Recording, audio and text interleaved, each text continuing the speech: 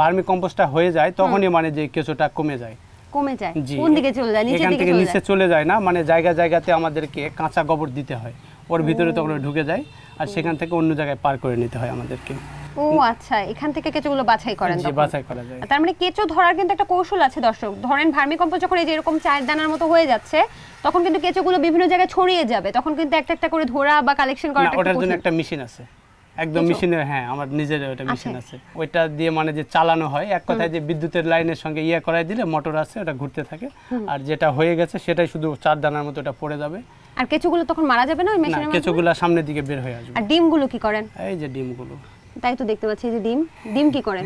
ডিমটা ওখান থেকে বাচ্চা হয়ে যায়, প্রায় একটা ডিম একদিনের থেকে 27 দিন পর্যন্ত সময় লাগে। এখান থেকে কি ডিমগুলো আলাদা করেন আবার আলাদা করে রাখেন? করা সম্ভব হয় না, এগুলো নষ্ট হয়ে যায় না? নষ্ট হয় না, ওখানেই থাকে, ওখান থেকে বাচ্চা দেয় ওরা। একটা পূর্ণবয়স্ক মা কেঁচো কতগুলো বাচ্চা দিতে পারে বা কতগুলো ডিম দিতে পারে জানেন? 2টা-3টা করে ওরা ডিম দেয়, দিবার পরে খুব বেশি হলে 150 দিন এর মধ্যে মারা যায়।